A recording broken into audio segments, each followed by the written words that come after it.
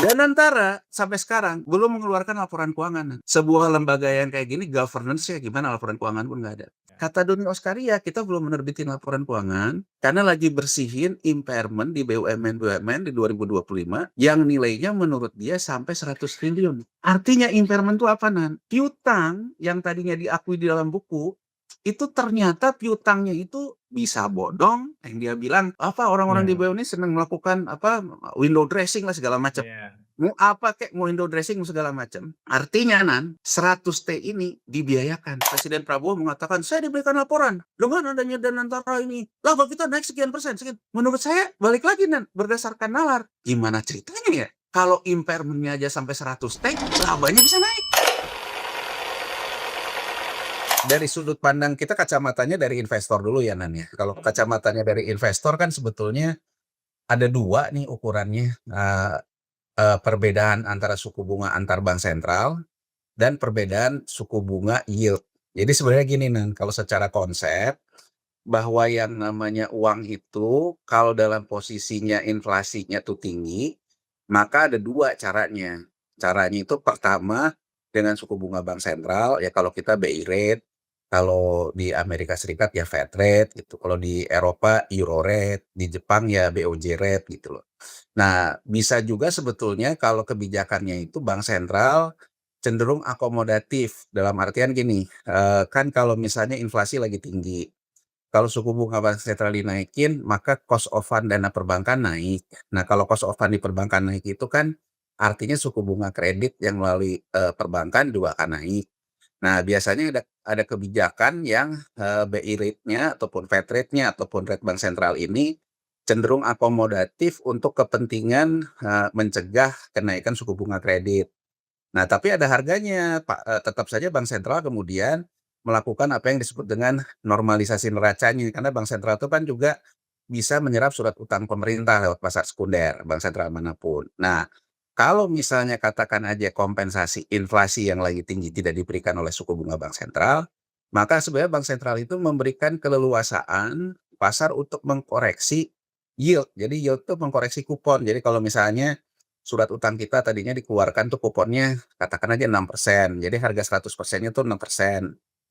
Nah, terus artinya kalau ingin ada justifikasi berarti harga itu pasti turun. Harga harga ya di pasar sekundernya katakan aja turun, nanti yield-nya akan naik. Nah, jadi yang terjadi itu nan sebetulnya terutama tahun-tahun ini ya terutama setelah Juni tahun lalu, kebijakan The Fed itu ke arah cenderung turun dan kemudian tetap. Nah, tapi sebetulnya inflasinya lagi tinggi. Nah, itu diberikan keleluasaan naiknya namanya US Treasury Yield. Nah, ini juga dilakukan oleh Jepang dari tahun 2021. Dia mencoba mengakomodasi dengan menaikkan keluar dari suku bunga negatif. Kalau Jepang dua-duanya nih, satu BOJ rate-nya dinaikkan, yield-nya pun dinaikkan. Jadi dua-duanya dia naikkan, gitu ya. Nah, kemudian Bank Sentral Eropa juga melakukan justifikasi yield. Nah, jadi sebetulnya kalau sekarang kita ngelihatnya dari sisi itu, ya, dengan misalnya pemerintah naikin BI rate juga enggak, ditahan, kemudian juga yield-nya juga ditahan, ya yang namanya investor akan cenderung mencari yang suku bunganya lebih tinggi gitu loh Nan. Jadi misalnya kalau sekarang kita tahan SBN kita itu yield-nya ada di 6,9-an lah ya, tapi dalam rupiah. Sementara US Treasury yield udah sampai ke 4,5 gitu, dalam dolar gitu. Ya kalau misalnya sekarang kita menghitungnya pakai asumsi normal lah seperti yang dikatakan oleh Gubernur BI ya, Pak Peri gitu. Pak Peri kan bilang volatilitasnya stabil, jangan lihat angkanya. Dia bilang US dollar rupiah itu 5,5%. Ya artinya kan sebetulnya kalau sekarang volatilitasnya 5,5%, kalau si yang namanya apa yang namanya si Fed US Treasury yield 4,5 gitu ya. Berarti kan kalau dikerupiahkan ditambah volatilitas rupiah US dollar 5,5, 5 kan sepuluhanan gitu loh. Gitu ya. Jadi artinya kan kalau sekarang investor dipaksa terus menerima 6 ya dia keluar. Karena dia kan ibaratnya juga apa dengan US Treasury yield bisa dapat 4,5. Ya kalau keluar ya rupiahnya melemah gitu loh ya. Nah, terus Oke. faktor ini kan harus dilihat bahwa itu yang terjadi. Jadi artinya kalau kalau melemahnya ke 18.000 segala macam, ya itu mah alamiah aja gitu, dalam artian Hmm. bahwa itu yang terjadi karena terus-terusan, di-shoot. Tapi gini loh Nan, kita kan harus lihat juga gitu, bahwa sebetulnya US Treasury yield itu kemarin sempat juga di atas 4,5 ke 4,6, terutama karena Jepang melepas US Treasury yield gitu ya, kemudian juga Jerman melepaskan. Tapi seperti juga aku banyak ngomong di banyak, podcast gitu, sebetulnya kita udah ngelihat sebetulnya market Amerika itu tidak bisa menerima inflasi di atas 4,5-an.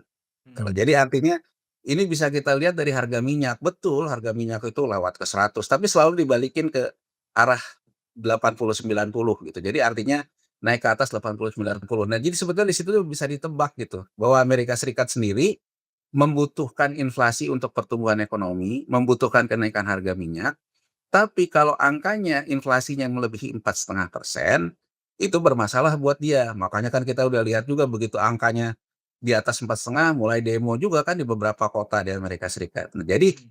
angka psikologis yang dijaga 4,5 itu sangat kelihatan dari volatilitas di harga minyak gitu loh. Jadi Hmm. harga minyak misalnya ke atas 100, dia balik lagi ke 80, 90.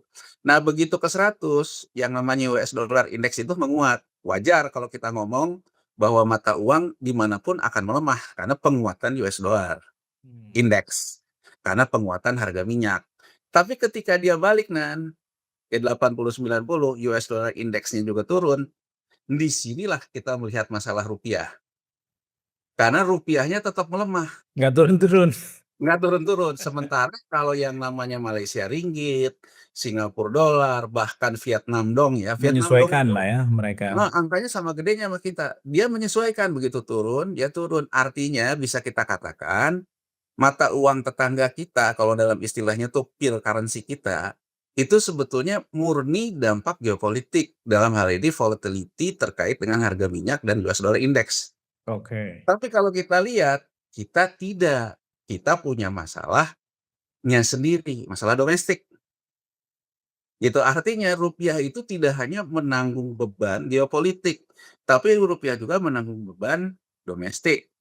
Apa beban yang ditanggungnya? Beban yang ditanggungnya itu ya sebetulnya terkait dengan fiskal pemerintah. Nah, problemnya ini kan selalu dibantah, Nan, dibantah bahwa fiskal tidak ada masalah. Kan problemnya lagi begitu dia bantah, pasar mengkoreksi terus. Nah, mungkin kita, Nan, yang juga bukan market participant udah mulai ngelihat, ini kayaknya pemerintah ngomong nggak pernah bener nih, pasarnya Ya. melawan. Nah, orang-orang yang tadinya bukan bagian dari market participant, mulailah menukarkan rupiah ke falas. Ya. Jadi artinya tekanan terhadap permintaan US dollar dari rupiah itu tidak hanya murni terkait dengan market, karena yang non marketnya pun sudah ikut. Nah, kalau kita baca secara politik ya memang ini ada indikasi sinyal ketidakpercayaan yang mulai tampak. Kenapa kita mengatakan sinyal ketidakpercayaan yang mulai tampak? Karena non-market participant sudah ikut menukarkan rupiah ke falas. Hmm. Ya, sebelum terlalu jauh kita ngomongin ke politiknya, setidak-tidaknya banyak orang di negara ini yang masih pegang uang rupiah, dia nggak percaya sama rupiahnya. Entah dia Hmm. tukarkan ke falas, entah dia tukarkan ke US dollar. Itu Padahal ada juga yang logo menambah, Garuda Indonesianya ya. itu yang menambah tekanan, Nan, itu yang akan menambah tekanan. Nah, sekarang gini, Nan, orang selalu bilang gitu ya, Soros-Soros gitu, bahkan kita juga nih Ya. tuduh bagian dari itu. Gini loh, Nan, kan sebenarnya sederhana aja. Yang namanya kita gini loh, saya tuh selalu mengatakan gini loh, apa sih yang kita benci itu? Hmm. Soros. Soros tuh apanya yang kita benci? Ya. Perilaku transaksinya. Lah dia itu memang hedge fund. Hedge fund itu memang mengelola dana ketidakpastian. Makin tidak pasti satu negara, itu Makin makin suka. menarik buat hedge fund. Itulah, Nan. Jadi Ya. mau ada antek, nggak ada antek, dia perilakunya Ya. akan begitu. Nah, Atau sekarang ada Soros-Soros persoalannya, yang lain juga sebenarnya kan?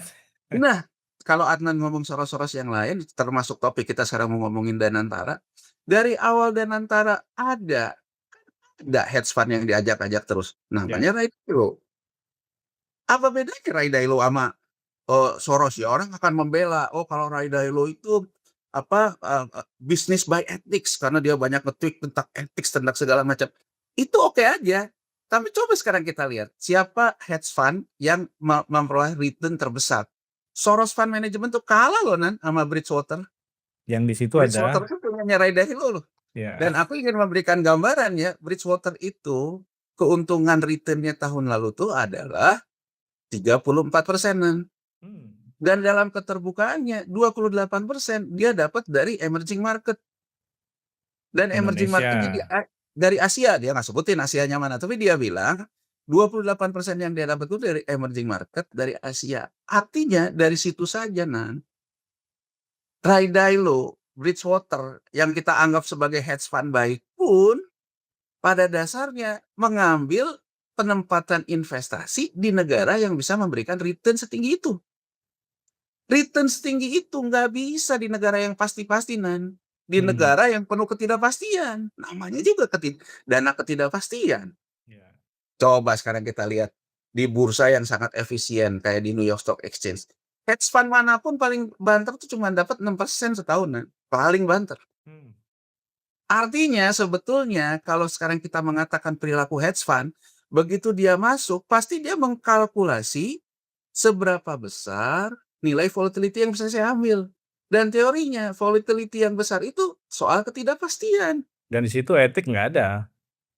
Ya ya kalau kita sekarang juga bisa menghadirkan Ray Dalio di sini, kita tanya, ada Iya. etik nggak gitu kalau dia ngambil sampai 28% kan gitu loh. Iya.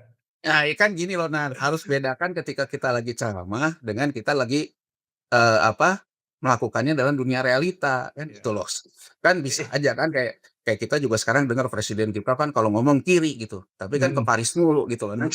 Kan itu kan sebetulnya antara antara orang ngomong Iya. ketika nge-tweet dengan apa yang dia lakukan kan belum tentu bisa sama, gitu Iya. loh, Mungkin bahwa kalau di Paris banyak filosof kiri kan? ya, tapi kan yang orang lihat kan, wah kok ini ke sini ya kan gini loh, aku misalnya saja ya ini agak-agak sedikit yang iseng-iseng gitu ya. Aku bisa ditanya gitu, kan bagus loh orang yang dari kelompok kanan menjadi kiri, dari kelompok mapan menjadi kiri. Saya bilang gini, oh dia ada orang yang berangkat dari keluarga mapan dan kemudian menjadi pemimpin kiri, namanya Che Guevara. Ya. Nah pertanyaannya, apakah kita melihat Che Guevara Di Indonesia. tetap di Indonesia? Dan ukurannya kan sederhana aja, Ya. Che Guevara itu dia menghayati betul menjadi seorang kiri kan, betul-betul tinggal di kawasan kiri, Bunuh diri kelas gitu. lah. Jadi benar-benar pindah kelas. Nah kalau sekarang kan ya mohon maaf ya gitu, kalau misalnya yang kita lihat gitu setiap pergi juga, ya kan, ya seperti itu ya, itu soal Rombongan. lain. Tapi Iya. intinya saya juga ingin memberikan gambaran gitu, Ray Dalio mungkin kalau ngomong ya etik, kalau Soros kalau ngomong straightforward gitu.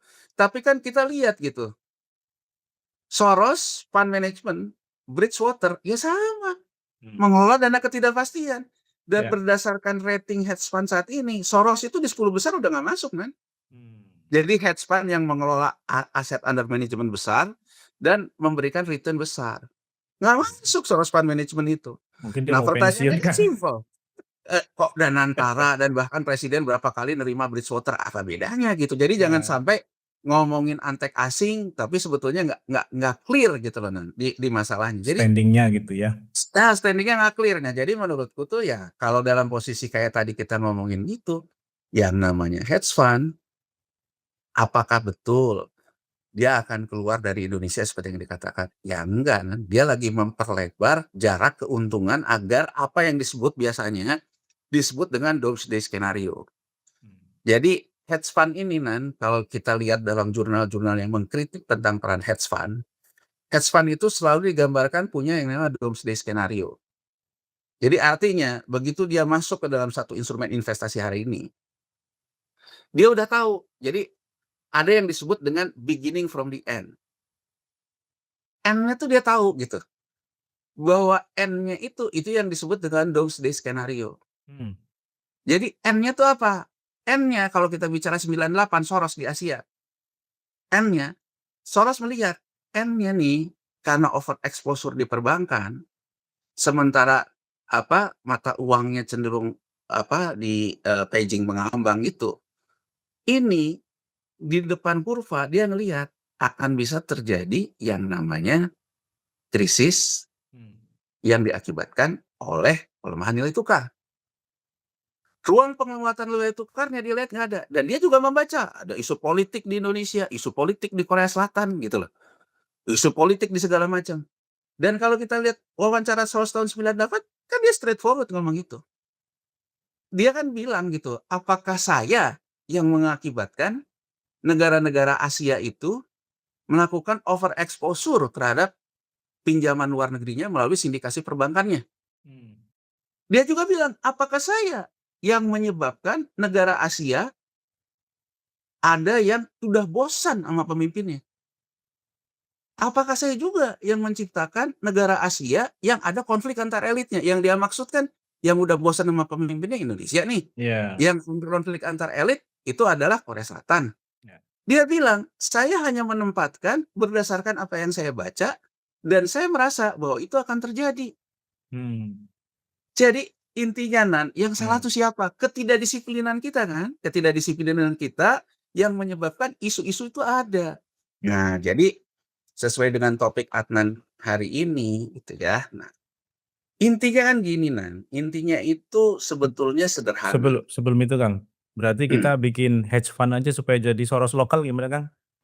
Nah, gini Nan, fenomena hedge fund ini kemudian muncullah yang namanya di negara-negara Skandinavia. Hmm. Nah, terutama dipelopori oleh Norway. Itu loh. Norway itu Nan, di tahun 1990, dia mempelajari apa yang terjadi di Meksiko tahun 78 Nan. Ini juga yang aku sering ulang, Indonesia punya resiko kayak Meksiko tahun 78. Ya. Jadi Norway itu melihat Nan, Bukan nakut-nakutin Meksiko. ya. Bukan ikut-ikutin. Kita belajar Iya. literasi. Jadi Norway itu melihat gini Nan, Norway itu di tahun 90 menikmati yang namanya bonanza harga gas Nan. Hmm. Jadi harga gas itu naik tajam dan sementara Norway itu kan gasnya banyak ya, dan dia tuh termasuk pemain besar di amoniak gitu loh. Nah, kemudian dia ngelihat gitu, ini harga gas sama juga dengan harga oil, nanti itu tahu-tahu bisa turun kayak terjadi di Meksiko tahun 78. Nah, dia kemudian berpikir, gimana caranya dana yang didapatkan oleh sentimen pasar yang lagi positif ini bisa saya pakai untuk yang namanya meng-hedging masa depan, hedge fund. Hmm. Tapi untuk kepentingan negara, itulah SWF Nan, Ya. Sovereign Welfare Fund. Oh, itu Jadi yang mau artinya ditiru sama Danantara sebenarnya kira-kira ya, ya. jadi sebetulnya itu bahwa kalau kita bicara negara menjalankan fungsi SWF ya, bahwa negara menjalankan SWF itu, maka pembentukan kayak Danantara, pelopornya adalah Norway. Kemudian diikuti oleh Cina. Tapi lihat Nan, apa intinya? Ketika Norway membentuk SWF, dia itu memang ada uang surplus Ya. yang dikelola. Karena uang surplus itu maka harus Iya, dikembangkan gitulah kira-kira. modalnya itu benar-benar modal yang didapatkan dari adanya surplus gitu loh. Nah, Ya. memang ada uang yang dikelola. Bahkan kan Norway itu SWF pertamanya dari BPJS Ketenagakerjaan kalau di kita Nan. Hmm. Gitu loh. Jadi dia Ya. menggabungkan antara dana pensiun, dana dari positif pendapatan negara dari migas, dari gas, dimasukkan membentuklah SWF. Makanya kan Norway ini dianggap sebagai negara yang menjalankan fungsi hedge fund. Kan kalau hedge fund kan pelaku-pelaku swasta nih Nan. Ya. Negara untuk tujuan memberikan kesejahteraan ketika harga inflasi dan sebagainya. Contohnya. Sekarang kita bicara Cina Nan. Ya. Cina itu Nan, pertama kali ketika yang namanya Zhurongzi melakukan reformasi terkait dengan krisis moneter tahun 98. Jadi Cina itu di Maret 98 dia menunjuk Perdana Menteri namanya Zhurongzi. Nah, Zhurongzi ini sebelumnya gubernur bank sentral. Oke. Jadi intinya adalah sebetulnya Cina melihat bahwa kalau pasar ini bergejolak, maka kurang lebihnya itu ya kita menjadi kapitalis tapi pikirannya sosialis, ya SOF juga lah kurang lebih. Tapi kemudian kalau kita lihat, Cina pertama kali setelah krisis Asia ini mulai recovery, ya di tahun 2002, Cina itu membentuk yang namanya SASAC, Hmm. lembaga negara nih. SASAC itu kalau di kita apa? BP BUMN. Hmm. Jadi Kementerian BUMN yang kemudian dibuat jadi badan yang ujung-ujungnya punya konsolidasi laporan keuangan gitu lah. Apa yang dikerjakan SASAC? Membereskan BUMN. Membersihkan BUMN, bahkan kalau kita lagi putar lagi disitulah yang historical betul yang Zurongzi selalu bilang, kalau semua sudah dihukum mati, sisakan satu peti mati buat saya kan, Ya. untuk koruptor kan. Hmm. Dan yang ditindak oleh dia itu adalah eksekutif BUMN Cina loh. Ya. Jadi saya ingin mengatakan bahwa pembersihan institusi, pembersihan kelembagaan bukan perang-perangan melawan korupsi. Hmm. Kalau kita belajar ke Cina loh. Tapi Ya. memang perang melawan korupsi dan memberikan sinyal ke pasar bahwa pemerintahan ini bisa dipercaya karena kawan bersamanya perang melawan korupsi. Ya. Jangan sampai perang melawan korupsi untuk lawanku. Kan gitu kalau yang terjadi di kita kan gitu loh. Jadi artinya kan kalau kita lihat di Cina dia konsisten. Mu kawan, mu lawan, sepanjang kamu korupsi ditindak. Ajar. Nah, singkat cerita apa yang dilakukan oleh SASAC ini? Tahu-tahu di tahun 2008 yang namanya BUMN Cina ini menjadi sehat di bawah SASAC. Menghasilkan dividennya naik karena berhasil direformasi, Ya. dibersihkan.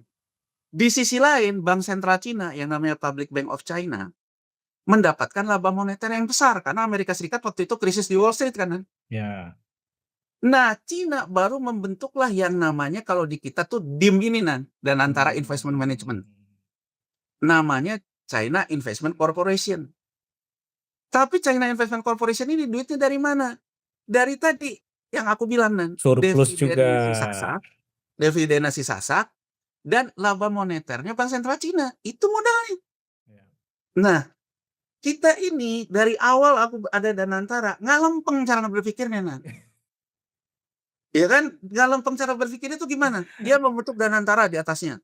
Di bawahnya langsung ada DAM, Danantara Asset Management. Ya. Di bawahnya Danantara Investment Management. Saking bingungnya, tahun depannya menutup lagi BP BUMN. Nggak jelas gitu, nggak jelas antara rutenya itu kemana gitu ya. Rutenya nggak jelas. Dan bahkan ketika kita bicarakan ini, kan pertanyaannya simpel. Bahwa dividen DAPBN sudah tidak diambil lagi dan diambil oleh Danantara Asset Management. Ya. Artinya dividen dari Danantara Asset Management itulah modal untuk DIM. Ya. Ya kan? Kita bicara ketika dialihkan saja di RAPBN 2025, laba BUMN itu dividennya 84 triliun. Ya. Berarti sebetulnya DIM itu modal awalnya 84 triliun kan? Ya. Nah, tapi kemudian aku mengkritisi waktu itu. 84 ini uang semua, Pak. Nah, aku bilang di BUMN itu kalau kita lihat analisa cash flow-nya, sebetulnya untuk bayar dividen pun mereka tuh ngutang ke bank. Karena labanya tuh datangnya dari mana? Dari piutang Oke. Saya ambil contoh yang paling gede itu adalah Pertamina dan PLN. Terutama PLN. PLN itu piutang ke pemerintah gede sekali yang belum dibayar kompensasi segala macam gitu.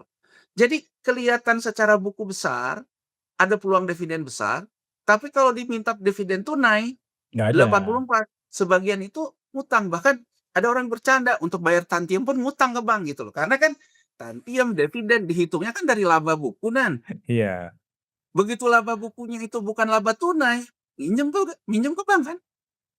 Nah, ini kejadian dibayarnya tunai. Di tahun lalu tahu-tahu Danantara bilang bahwa dia mau melakukan pinjaman ke sindikasi perbankan asing. Ini belum surat utang nih, Nan, tapi Ya. pinjam lewat sindikasi bank asing. Kita track lagi ke belakang. Aku waktu itu ngomong, "Oh, ini sebetulnya mau front loading, dividen tunai 6 tahun ditarik ke depan." Hmm. Ditarik ke depannya gimana? Pinjam ke bank di luar negeri, Ini ditariklah ke kira-kira depan. sangat percaya diri lah gitu ya. Sangat percaya diri. Nah, itu yang aku katakan tahun lalu, Nan. Sekarang kita lihat. Danantara sampai sekarang belum mengeluarkan laporan keuangan, Nan. Bagaimana coba, Nan? Sebuah lembaga yang kayak gini governance-nya gimana, laporan keuangan pun nggak ada. Katanya Yang masih men beresin BUMN-nya. Nah, yang menggelitik, Nan, jawaban dari, Tony. Doni Oskaria. Ya. Kata Doni Oskaria, "Kita belum menerbitin laporan keuangan karena lagi bersihin impairment di BUMN-BUMN di 2025 yang nilainya menurut dia sampai 100 triliun." Artinya impairment itu apa, Nan? Piutang yang tadinya diakui di dalam buku, itu ternyata piutangnya itu bisa bodong, yang dia bilang, orang-orang di Ya. BUMN ini senang melakukan, window dressing lah segala macam. Ya. Mau apa kek, mau window dressing segala macam. Artinya, Nan, 100T ini dibiayakan. 100T ini zong sebenarnya. Ini kita zonk apa enggaknya kita mesti lihat Belum nanti. tahu Tapi ya. setidak-tidaknya, Nan, artinya gini loh. Kalau kita menganggap ya, laba BUMN itu katakan saja tumbuh 5%, ya, tumbuh 5%. Impairment-nya 100T. Kan gini loh, Nan, laba dikurangin impairment, itulah akhirnya laba bersih tahun itu. Yang menarik buat aku, sebetulnya kan pernah kita lihat Presiden Prabowo mengatakan, "Saya diberikan laporan dengan adanya Danantara ini, laba kita naik sekian persen, sekian." Menurut saya balik lagi, Nan, berdasarkan nalar. Gimana ceritanya ya? Kalau impairment-nya aja sampai 100T, labanya bisa naik. Ya. Gimana ceritanya ya? Di tengah yang namanya penerimaan negara dari PPH perusahaan, dan juga PPN turun, kok labanya bisa naik? Kan sebetulnya PPH-PPN itu mencerminkan laba korporasi kita. Ya. Jadi, Nan, menurutku labanya juga sebetulnya cenderung tidak tumbuh terlalu baik, impairment-nya naik. Makanya nggak diumum-umumin sampai sekarang kan, Ya. laporan. Dan indikasi yang paling ketara adalah tahu-tahu US SEC mengumumkan meningkatkan status terhadap pemeriksaan dia terhadap laporan keuangan Telkom Ya. menjadi ke arah penyidikan karena dia menganggap ada manipulasi piutang. Nah, Dan Telkom saya adalah perusahaan yang membuka yang di Amerika itu ya. ya dual string. Iya. Bahkan kemarin di berita kemarin di Q1 2026 laba Telkom itu turun 22% kan. Jadi menurutku kemungkinan karena impairment ini. Nah, dalam posisi kayak gitu, Nan, berarti kan sebetulnya kalau tahun lalu 84 itu mungkin tunainya dapatnya 40. Ini hitunganku tuh sebenarnya tunainya 40, sisanya itu lewat front loading hutang tadi, ngambil Ya. hutang lewat sindikasi perbankan. Sindikasi. Tahun ini mungkin lebih turun lagi angkanya karena ada impairment kan?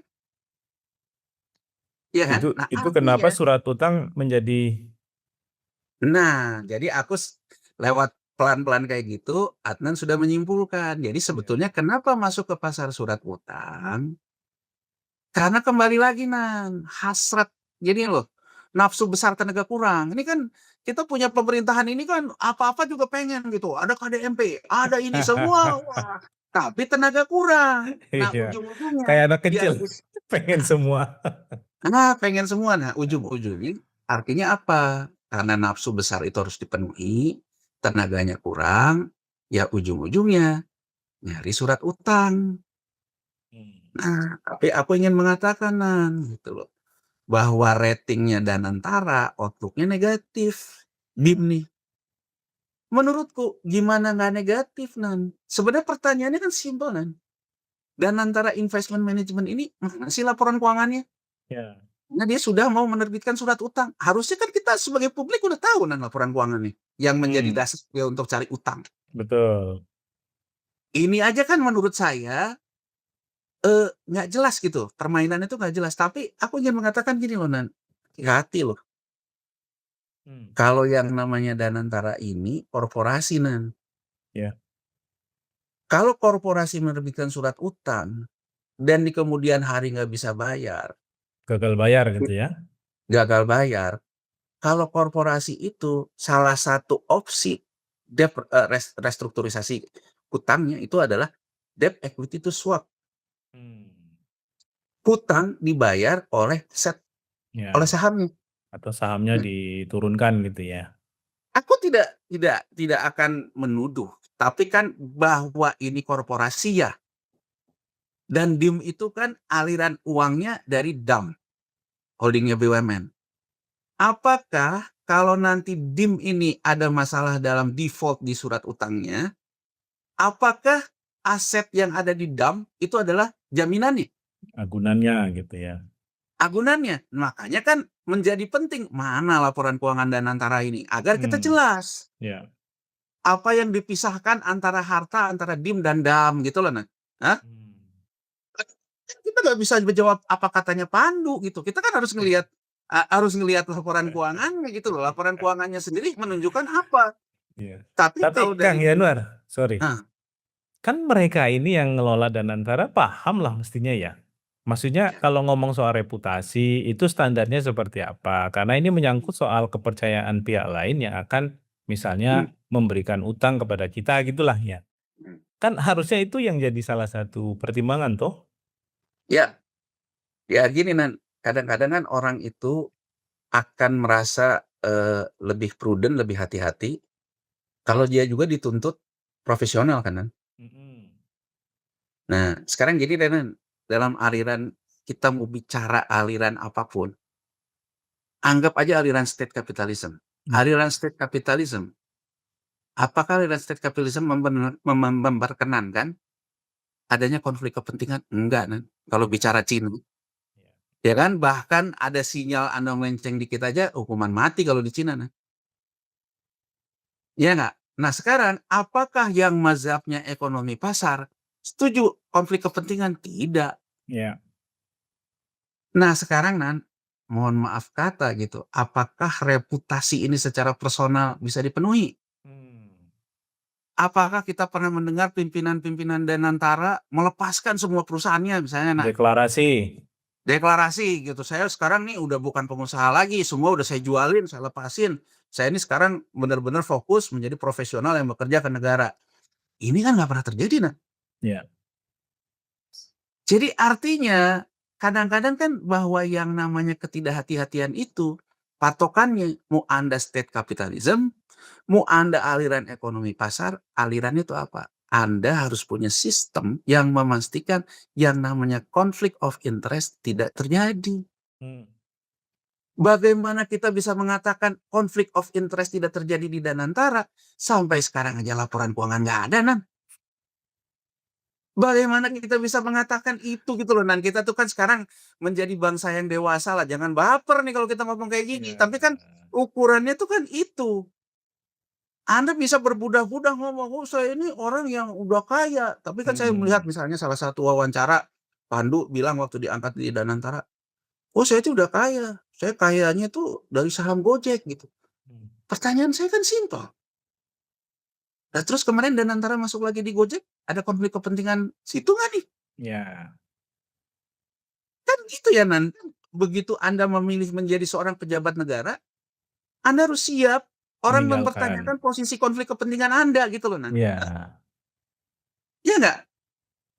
Bukan Anda bercerita, "Oh saya itu berpengalaman deal dengan investor." Bukan, kita tuh simpel aja. mmm, Adakah dalam aksi-aksi korporasi ini konflik kepentingan Anda? Gitu. iya, Kalau ada konflik kepentingan dan kadang-kadang dia sudah tidak memikirkan apakah negara ini sanggup atau tidak sanggup sepanjang konflik kepentingannya terjadi kan. iya, Nah jadi kita nggak mau nuduh, tapi kita juga harus memberikan early warning sejak awal. Hutang ini diambil, di tengah sebetulnya kita bisa baca tadi cash flow-nya dari mana, Imper aja 100, mau ngambil hutang, terus bayarnya gimana, hutangnya dalam US dollar. mmm, Kalau nggak mampu bayar di depan, apa resikonya? apakah resikonya kemudian seluruh aset yang menjadi agunannya di dam-nya bisa di-equity to swap ke saham? Sekarang Nan, kalau gitu ceritanya, mau nggak saya masuk ke surat utang Danantara? Mmm. Karena saya pikir, di depan kamu nggak akan bisa bayar. Kalau kamu nggak bisa bayar, oh saya besok jadi bisa punya Telkom, Iya. punya PLN, punya apa kan. Jadi liberalisasi terjadi di situ. Iya, jadi maksudku, alih-alih ngomong penguatan negara, tapi caranya itu sebetulnya bisa memperlemah negara gitu loh, Mhm. Nan. Saya banyak yang nanya gitu, saya nggak setuju ya sama apa pemikiran Prabowo Subianto. Oh, kalau dari pemikiran saya setuju dan penguatan negara, Nan. Iya. Iya nggak? Tapi apakah Anda dalam prakteknya juga melakukan penguatan negara? Yang saya lihat itu penguatan negara dalam pidato, tapi dalam implementasi teknokrasinya sebetulnya pelemahan negara, Nan. Dan penguatan kelompok tertentu. Nah, jadi akhirnya state capitalism itu adalah crony capitalism kan, Nan? Iya. Iya Jadi kan? Kan gitu jadi loh. state capture. Jadi crony capitalism. Nah, Mmm. itu early warning dari kita. Yang bisa menjawab itu artinya apa? Tata kelola. Ya. Tata kelola nggak bisa hanya diomongin. Indikator paling pokok adalah laporan keuangan aja sampai sekarang nggak ada. Supaya bisa diuji juga sama pihak lain ya. Ya. Apakah laporan keuangannya kredibel apa tidak juga kan? Iya, karena di laporan keuangan itu kan catatan-catatan asal laporan keuangan kita bisa lihat, Nan, Mhm. apa hubungan DAM sama DIM. Iya. Ya kan? Jadi kan dari situ kita bisa mengukur, oh ternyata DIM itu misalnya aset yang dipisahkan dengan DAM. Ya kan? Berarti DIM itu semata-mata hanya dividen dari DAM. Tapi kalau aset terafiliasi, Nan, berarti kan sebetulnya dalam menghitung ketika DIM itu diberikan hutang, menghitung asetnya DAM. Mhm. Nah, saya tidak bisa memberikan jawaban nama ini kalau laporan keuangannya aja nggak ada, Nan, gitu loh. Nah, jadi itu, Nan, dari sudut pandang tata kelolanya. Kemudian kedua, mau berapa sih bunganya dalam US dollar? Reference-nya BNI di April baru ngeluarin US bond, obligasi global US dollar dari BNI. Dicatatkannya di bursa Singapura, Singapore Exchange. Yang jadi berita adalah Bank Himbara masih dipercaya investor. Global bond-nya laku laris manis karena 3,5 kali penawarannya. Wah, saya baca berita ini, wah hebat bener ya, 3,5 kali. Tapi saya kan selalu bilang, bunganya berapa? Saya cari deh. Ternyata Nan, bunganya 7,5% dalam US dollar. Bahkan ketika saya nulis ini di Facebook, banyak yang nanya ke saya, belinya di mana ya Mas? Gitu. Karena banyak orang kita juga tertarik US dollar 7,5%. Hah? Iya nggak? US dollar 7,5%. Nah, atas dasar BNI ini saya ingin ngomong, paling nggak Danantara yang secara korporasi pun akan di 7,5% juga kan? Ya. Iya nggak? Terus kalau dalam US dollar 7,5%, artinya dengan kita ngambil hutang seperti itu, mana cerita kita membuat mata uang rupiah kita kuat. Kita akan terus membutuhkan US dollar untuk bayar hutangnya. Ya. Yang bunganya 7,5%, kuponnya Nan. Mhm. Jadi ya menurutku ini gimana cara berpikirnya ya, tapi yang terjadi itu sebenarnya gini Nan, sebenarnya itu ini yang aku selalu kritik gitu. Sebenarnya Danantara ini dalam teori kelembagaan nih lembaga apa? Ya. Karena dia itu Negara seolah-olah atau terpisah apa? dari keuangan negara gitu loh, Nan. Iya. Jadi ada negara dalam negara gitu yang dia Mhm. bebas juga menyelenggarakan negara. Nah, jadi kalau menurut Sendiri. saya tuh sebetulnya ini tuh gini loh, Nan, kayaknya nih Presiden Prabowo ini diberikan keyakinan gini, kalau kita dihajar terus di surat utang pemerintah akibat ada ukuran-ukuran gitu, udah kita buat aja off balance sheet dari APBN, namanya Mhm. Danantara. Nanti kita minjem-minjemnya pakai itu. Kalau menurut saya ya, kalau itu yang jadi pikirannya, waduh kita sesat pikir betul, Nan. Dan itu bukan SWF. Tersesat pikir betul, itu bukan SWF dan itu disadari tidak gitu. Mmm. Karena itu adalah aset-aset negara yang dibangga-banggakan. Iya. Coba Nan, sekarang kita berandai-andai. Sekarang apa-apa aturannya pakai Danantara. Ada Dinas Pangan, Mhm. nanti ada satu pintu Danantara, Danantara untuk ekspor. Udah semua BSI terkonsolidasi, ya? terkonsolidasi semua di Danantara. Danantaranya ngambil hutang, dia gagal bayar. Saya mau nanya, yang antek Soros sebetulnya yang mana nih? Iya nggak? Iya. Kalau saya sama Adnan ngomong kayak gini, ya kita ini warga Mmm. negara biasa, Nan. Iya. Memang kerjaannya omong-omong Iya, gitu. dan kita nggak Omongan mengambil kita keuntungan dari dan omongan kita ini kan tidak menyebabkan kita mengambil kebijakan yang namanya aksi korporasi, Nan. Iya, bener. Jadi artinya mau nuduh kita agen Soros pun apa untungnya Soros sama kita, karena kita tidak punya kewenangan mengambil aksi korporasi. Iya. Gitu loh, Nan. Siap. Tapi kalau kita bicara tentang orang-orang di Danantara, dia bukan warga negara biasa. Iya. Ketika dia melakukan aksi korporasi itu mengikat negara ini, Nan. Betul. Mereka itu adalah political exposed person gitu ya. Iya. Jadi maksud saya, simple sebetulnya yang antek Soros yang mana nih? Kita yang Soros dituduh tidak punya aslinya quality yang di mana governance. gitu ya. Nah, yang antek Soros yang mana nih? Gitu. Jadi saya juga ingin ngebalikin gitu, selalu ngomong antek Soros, saya balikin. Kalau gini ceritanya, yang antek Soros yang mana?